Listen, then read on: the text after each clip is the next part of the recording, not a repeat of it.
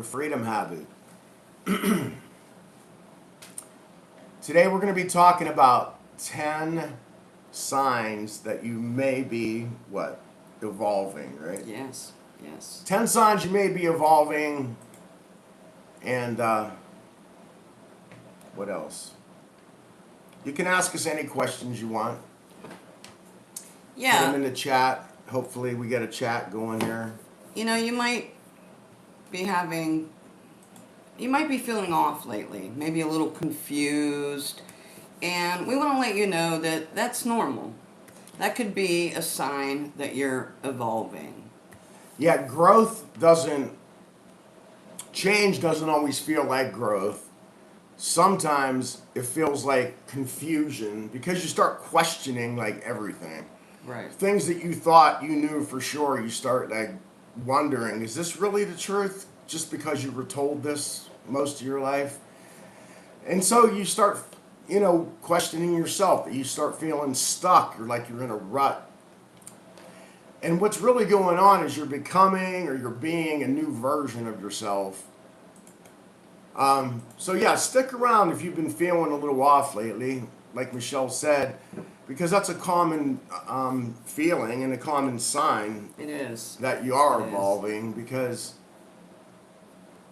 it's not easy. It's Yeah, and it can feel a little off-putting sometimes. Sometimes you feel a little bit, I guess, lonely, alone. So, all right, number one. And I'm going to read from my notes here. yeah.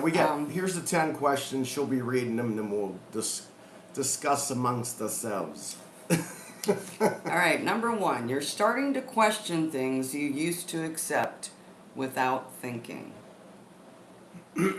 Yes. And so one of the examples, we were coming up with some examples, and I know for myself, like going to the doctor, like when I would go to the doctor, whatever he said, I would just take as what? Gold. Right. And now, I realize that although I still respect medical advice, I don't give that authority over myself so easily. I do a lot more holistic methods at home, and I just wanted to say hi. It looked like somebody came into the chat. I'm going to keep talking about this. all right. While Michelle checks that.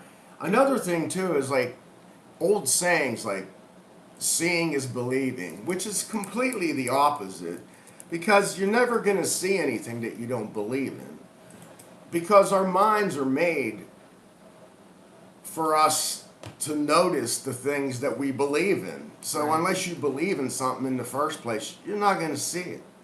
It's just not going to happen. Right. Another one is, it is what it is.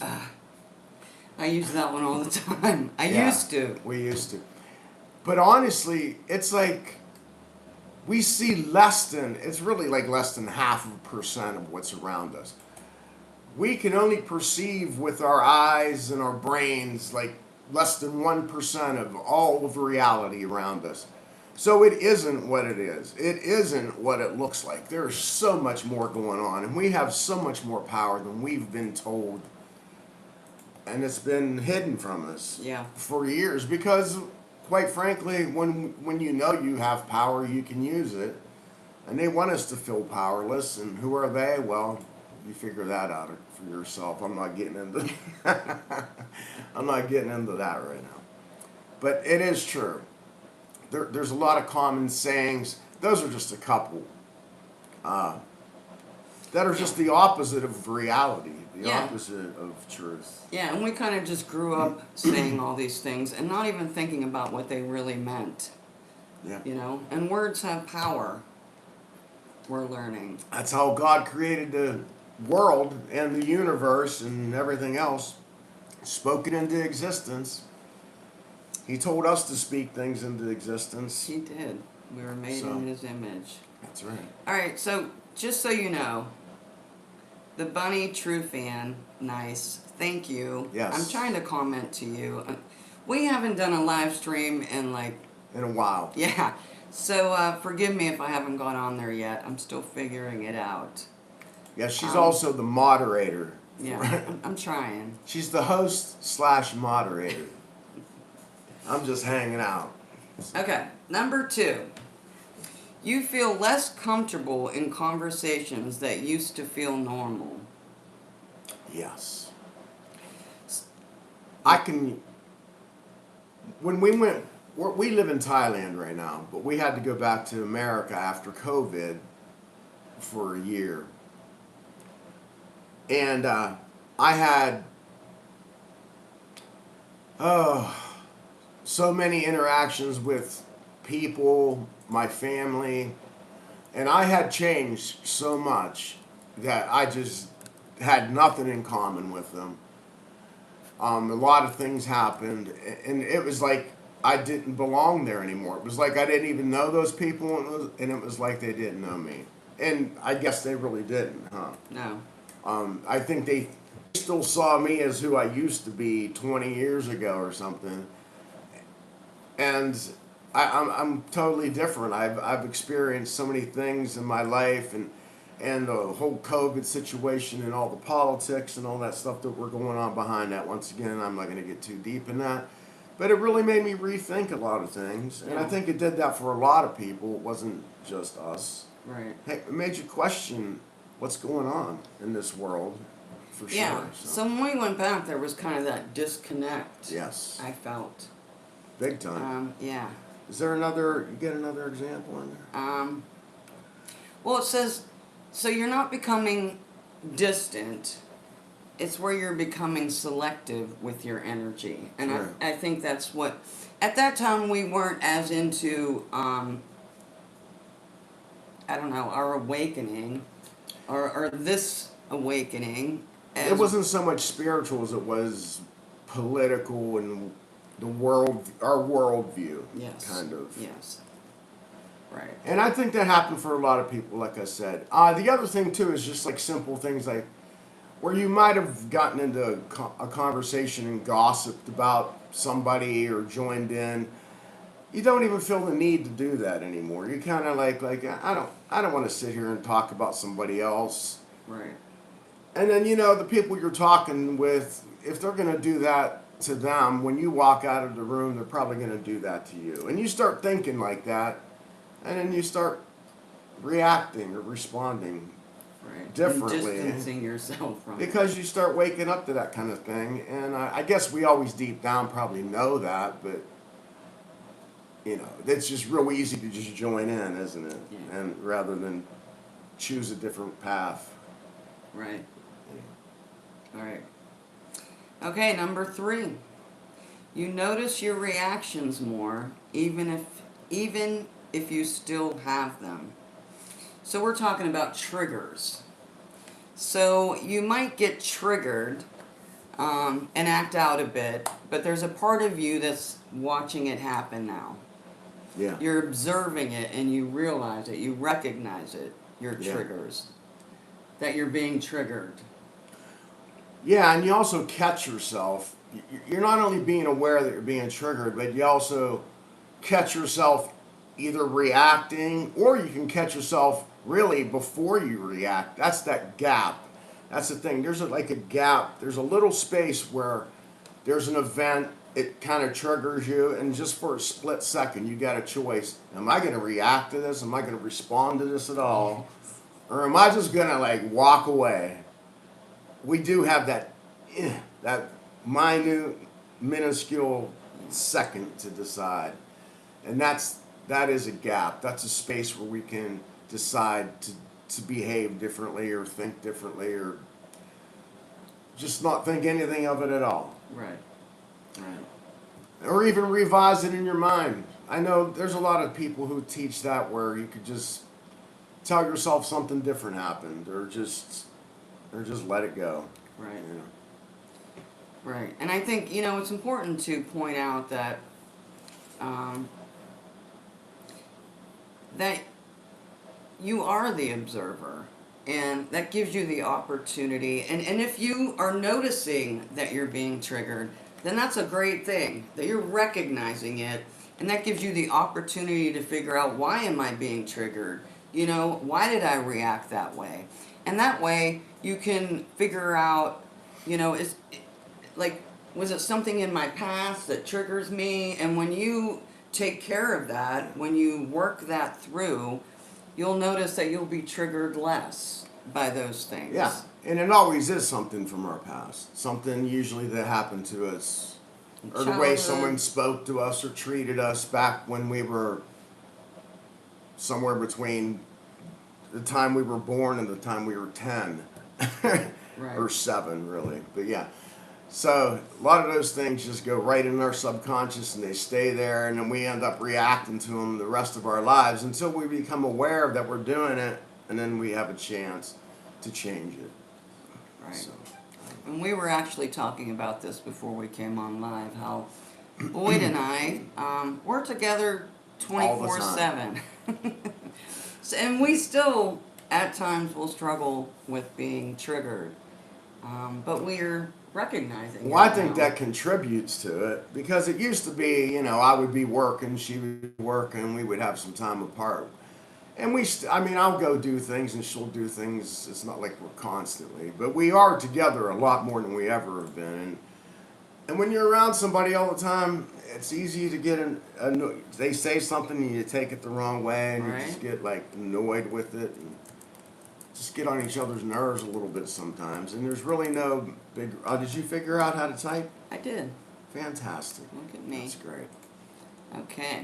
If you have any questions too, drop them in the chat. We'll be happy to answer anything. Yeah, we'd be happy to talk about anything. Okay, number 4, you're less interested in proving your point. Yeah. Exactly. Yeah. Um, Facebook's a good place to do that when just that. when you're scrolling through Facebook and you see someone post something or say something or you posted something and someone comes on to your timeline and writes something contradictory or mean or something underneath it. I used to respond to that stuff.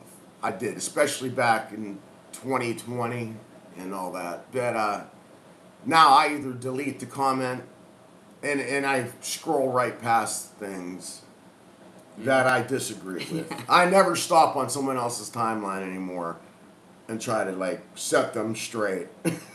Yeah. Because they believe what they believe, and they'll, if I don't agree with it, that doesn't mean I'm right. It doesn't mean they're wrong. I don't know. Who knows for sure? But like, Yeah, you know what? For the longest time, I caught myself where I would start to respond, and then I would just scroll past it and not hit enter because, I don't.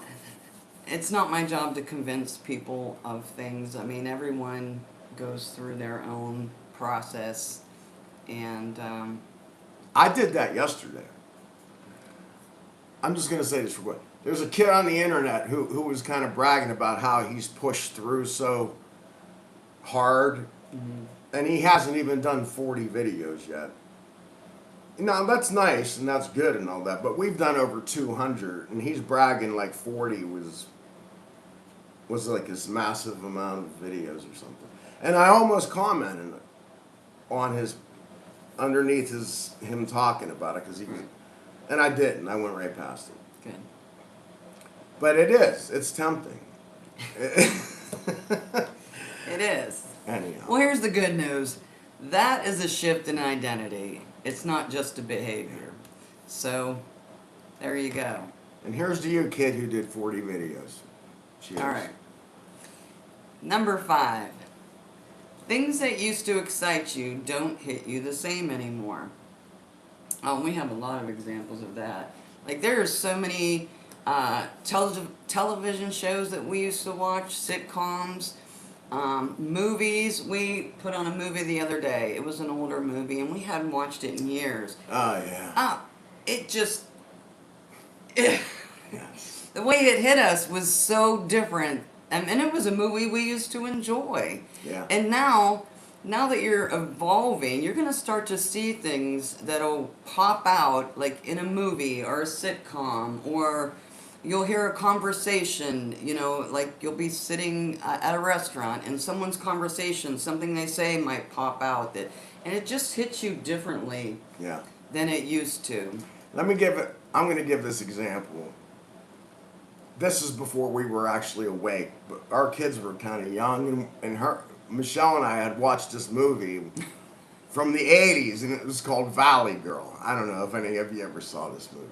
And it's a fun, like, little date, romantic comedy movie, but there's like there's a lot of nudity in it, and we didn't realize, it's not an X, it's just an R movie. I don't even think it's R, it might be PG-13. It was like a teenager movie. But we put on this movie, and we had our kids sitting there watching it with us. They were like from 5 to 10 years old or whatever, and all of a sudden we were like, all right, well, You gotta leave. You gotta leave the room. You know, like we wanted to share something from our generation. And this movie come on, so we've got our kids. We were like, come on, come watch this. We enjoyed this movie as teenagers. It was funny just because we did not remember that there was that it had nudity in it.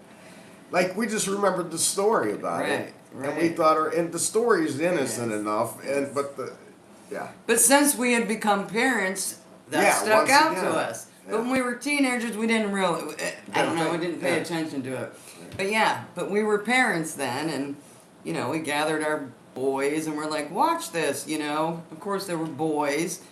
And, so when that scene come on, the first one, we were like, oh, never mind. We had to chase him out of the room in 10 minutes into the show. There you go. There's an example. There's an example. Not a very good one, but definitely one. All right, number 6. You're becoming more aware of your energy and other people's. Yes. I feel like I've always been like that because I'm an empath. I felt like I could pick up on energies, but I do respond to them differently now. What do you? I think you're right. Yeah, I think that's a big part of being an empath is feeling that energy when you walk in the room, and if you don't always recognize that whether you're an empath or not, and usually that comes from having a lot of trauma in your childhood where you become hypervigilant and you learn to like read the room to know how you should behave so that you can kind of stay out of trouble, I think. And sometimes we don't always recognize we're empaths at first, but yes, definitely you can read the energy of a room. I just want to throw this in there too. I think everybody's on a spectrum of empath to narcissist, and even an empath can act in narcissistic ways. Sure. Narcissists can act in an empathetic way. And I think sometimes we just label like somebody harshly, like they're that and I'm this, or I'm this and they're that. And I think it's a lot more complex than that. I just wanted to say that because I hear a lot, both those words being thrown around a lot. And I think there needs to be a little more clarity about that there is a spectrum. That there is. Move up and down. It's not. Yeah, and we all have like narcissistic tendencies, and it's to what degree on that spectrum. Yeah. Right.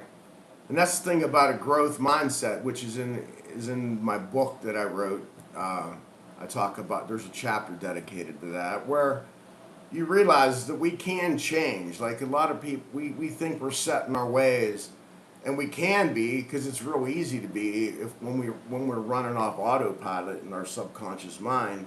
Right. But when we become aware, we have a decision. We have decisions, and we can change. So we're not just stuck.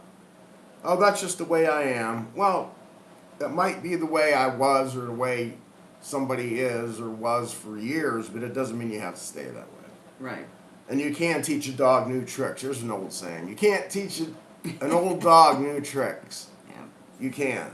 You can. Yes. And I think the more you're aware, the more conscious you become. You can meet someone and they could say all the right things. They're saying all kinds of nice things, but you get this vibe inside, this feeling that something's off. And that's part of the growth, part of the evolving, is paying attention to that little voice inside. Even though they're saying the right things, maybe something inside is telling you, you know what, This isn't, Yeah. you know, I have to be a little cautious here. Yeah, something in their tone of voice or their mannerisms or something Yeah, so what's just happening isn't matching up. is your awareness is sharpening, and that's a good thing. That's part of your evolving. Yeah. Okay, so number 7, you're starting to value peace over stimulation. Yeah. Huge. Oh yeah. That's one nice thing about where we live. We have so much peace here. It almost seems unfair Does. compared to where we were, Yeah. what we have lived through and where we've lived before, and not just geographically, just how we live our lives and the peace that we get to have now compared. And I wouldn't want that stimulation. And we can, like Dr. Joe Dispenza talks about this, where we get addicted to that anxiety and that stress and Chaos. the chaos, the reactions, the being angry, the gossiping, the whatever. Yes. And then a lot of times those things lead to habits that aren't good, like, you know, gambling, porn, overeating, drinking too much, whatever. Just all those things. Right. So all that stuff gets tied together in a way, you know. So. Well, then there's also, you know, when you start to like get rid of the constant noise and the chaos, sometimes we can confuse that peace with boredom. Yeah. You know, and that's something to be wary of. You know, just because you feel bored, and you might feel like that at first. It might feel like boredom, but it isn't. It's peace, and we need to realize that, recognize that, and have gratitude for that, because that can come and go if we're not conscious of it. I just felt led to read this real quick. Okay. I posted this on my Facebook yesterday. So this is actually a big shift that people don't recognize all the time. This is by Anatoly France. This is a quote. All changes, even the most longed for, have their melancholy. For what we leave behind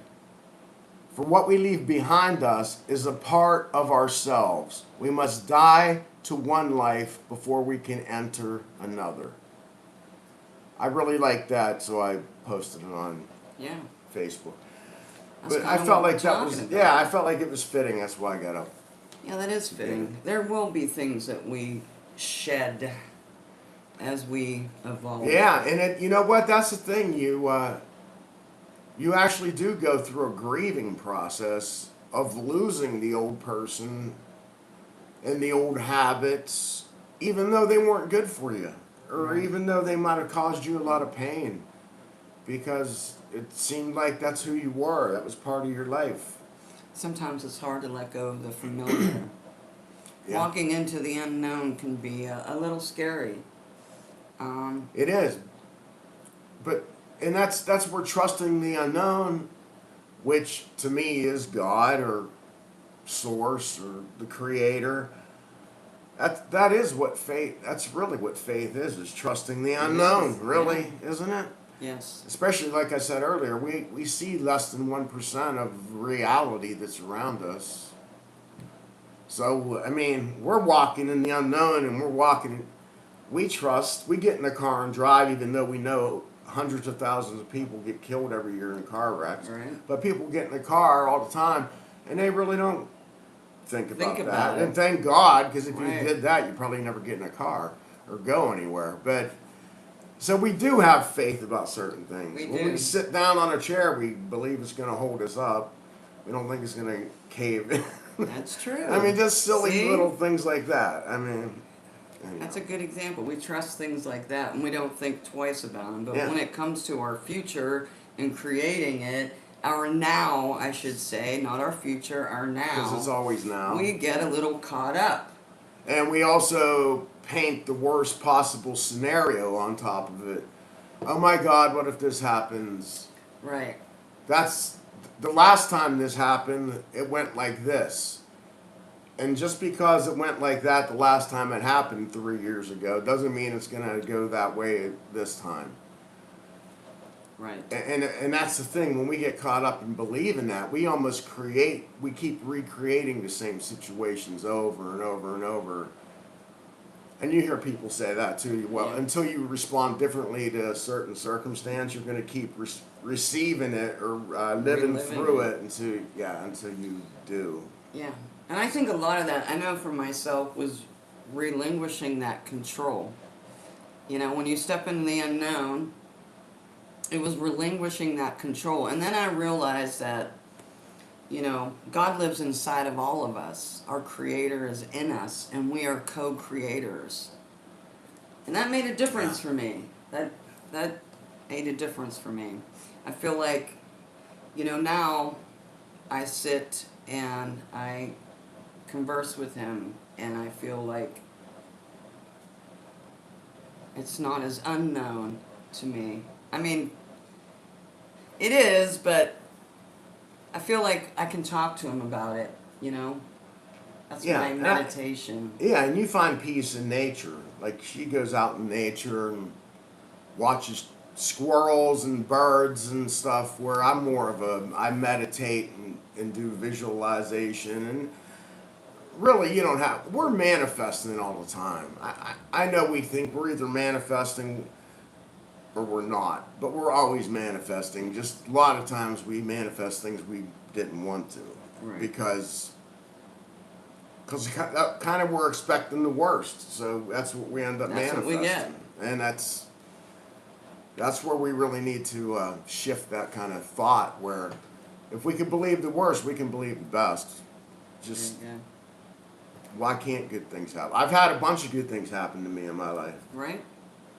but it is true. 10 good things can happen to you in a day, and one bad thing.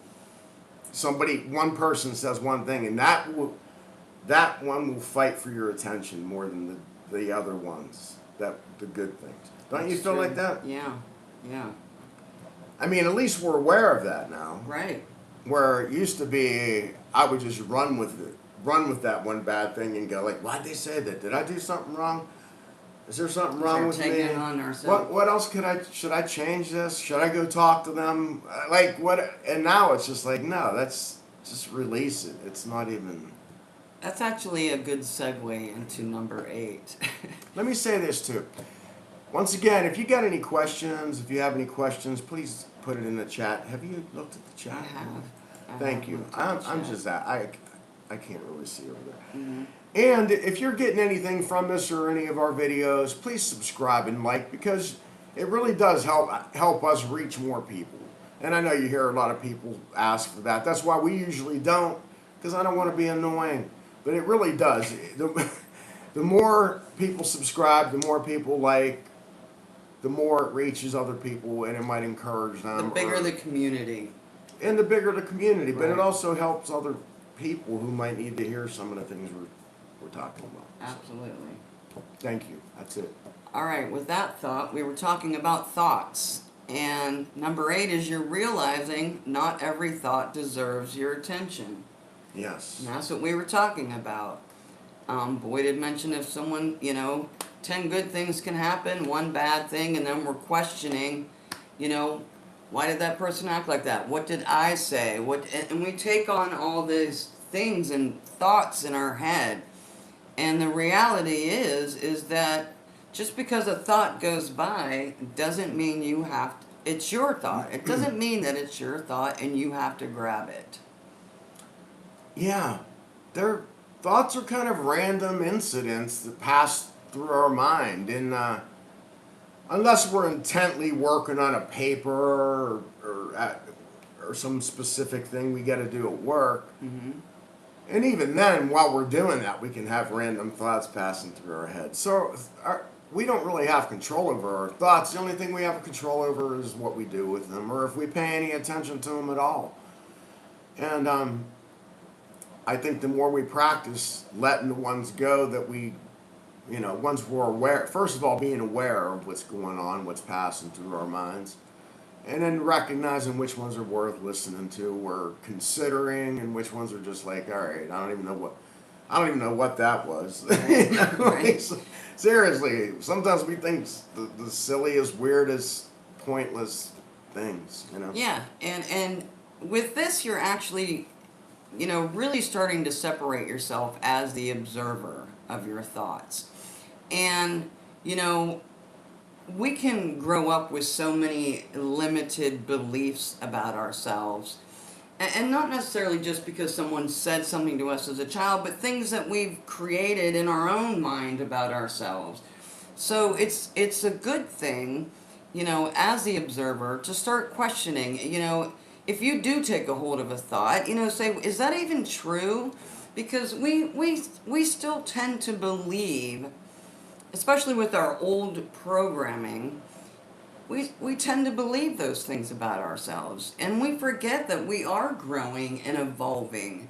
And those things aren't necessarily true anymore. So it's good to question your thoughts. And also, we associate so much with our bodies that we forget that we're eternal beings, spirits, interdimensional beings, or whatever, like in these bodies for a temporary amount of time. So we equate our lives with just this temporariness, which Yeah. diminishes our importance, which makes us question why am I important? Why does what I think matter? Why would anybody listen to me? What? Right. But it's actually God experiencing, or the Creator experiencing life through each and every one of us. All 8 billion of us. It's like him watching, 8 billion different channels on Netflix with different shows going on. Right. Right. And he's getting to see all these different situations and people reacting different ways, and that's why also we have free will. He's not up there controlling everything. He's just letting us. Right. But we can ask for guidance, and we can ask for help. We can ask for healing, and all that stuff can happen. I've had that. I've been physically healed. I've changed so many times in so many ways throughout life. Yeah. And I don't want to go off on a tangent here, but I think that's important, and I think that's also why we feel sometimes not worthy or whatever, because we feel so temporary. But I think we need to realize that we are one with the Creator, that the kingdom of heaven is within each and every one of us too. And we are infinite. Yeah. You start thinking like that, and then you're not just this body that's going to give out someday, and it gives you a whole new perspective. It does. I think. It does. I like that. All right, number 9. You feel a subtle pull to do things differently, even if you can't explain it yet.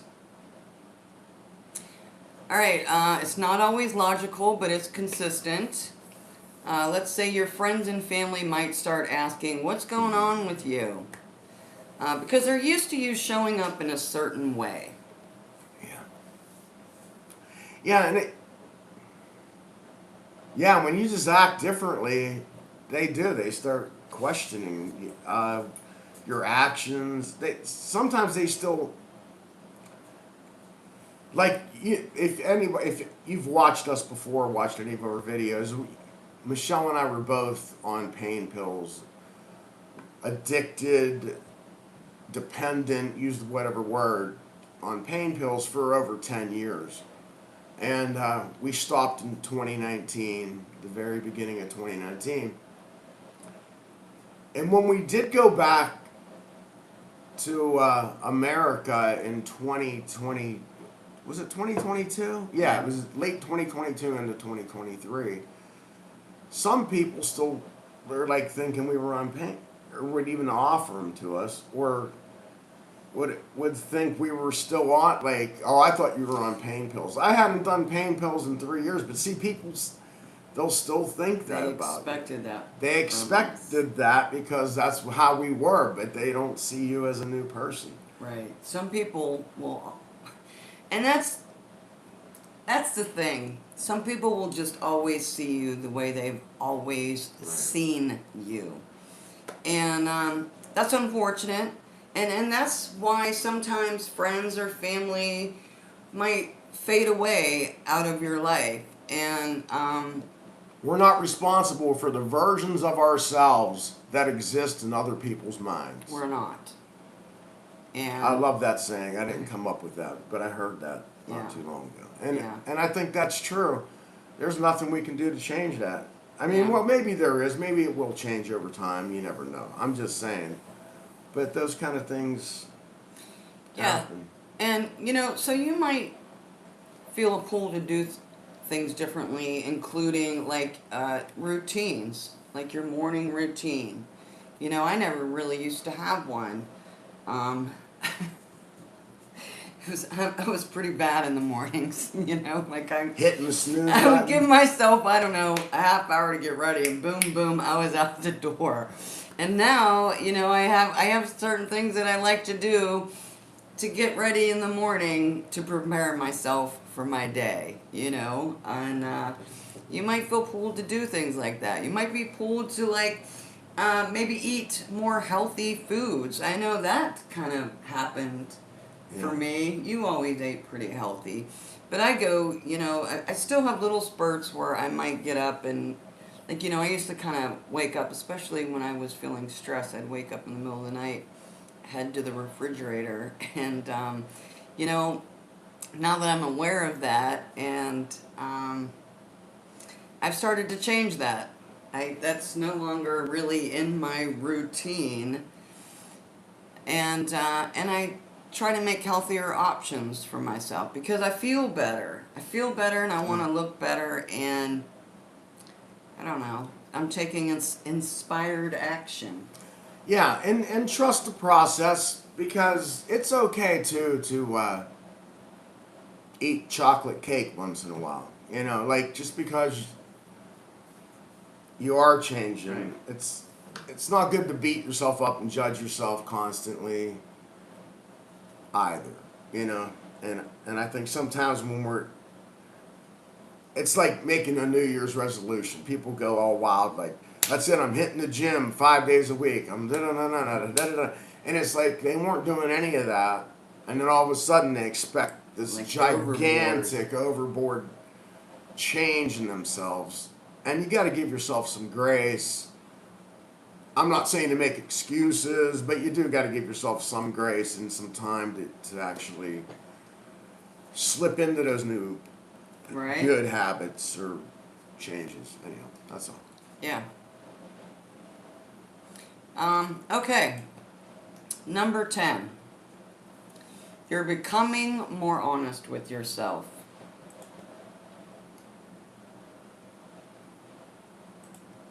Not in Okay. a judgment way, not harsh, just real. You're starting to catch your patterns. I mean, these are things that we've talked throughout here. Right. You're overthinking, or you're people pleasing. You're starting to see those for what they are, and hopefully changing that. And the good thing about that is when you start noticing these things, awareness of your thoughts and your reactions or responses is like 90% of the battle, because once you're aware and once you see them for what they are, you can take steps to change them. You could decide, I want to change that. But you really can't change when you're not recognizing it, Yeah. And so that's why awareness is so huge. And I think sometimes it's, oh, so what? I noticed it. Well, now that you noticed it, I mean, we were running on autopilot for so long that we we were just doing things and reacting and responding. I know I did that. The grind. Yeah, I worked in the hospital as an X-ray radiological technologist, whatever, and it was I was just running and stressed out, and doctors were yelling, and people were sick, and the emergency room, the OR. And I for years, man, I swear my heart like pounding out of my chest. Everything was stat. It's stat. You know, like, Yeah. and you can't live like that forever. And once you, I didn't even realize until I got out of. I didn't realize I was walking around living like that in my life, like on Constant anxiety. anxiety, autopilot, emergency mode. It's but once you see it, you can go like, oh, well, wait, Right. no, no more. I can't do that. Right. And then you can change it. Do whatever it takes to change it. Yeah, so we just wanted to bring these 10 points to let you know that, growth doesn't always look like progress. Sometimes you just kind of feel stuck. Yeah. Stuck. Sometimes you feel stuck and you're trying to Feel figure like out you're in a why. rut. Feel like, yeah. Right, but there's like 10 signs that, you're probably growing, really. You're evolving. And it feels a little bit different. And sometimes you're not sure, how that fits in. Like, especially when you're reprogramming your mind and building a new identity, figuring yourself out, it can feel a little bit unsettling. But Yeah. these are good things. And lonely. And once Yes. again, you almost feel like a little part of you, excuse me, like a little part of you's dying. You're releasing or letting go a little part of you that's been with you for as long as you can remember. And once again, like I said, there's a little bit of grieving process in There that, is. you know. Yeah. And it can be confusing because your relationships, the dynamics will change as you change. And Boyd and I were talking about that with our marriage. As we're changing, we're finding that our marriage is changing and we're evolving. Yeah. That's a good word. And adjusting. Adjusting. Yes. Yes. And So, some people will come with you, and some may you not. may not be able to bring them along and still keep your peace. And here's the thing, too. I know a lot of us were taught, if not all of us, that it's selfish to put yourself first.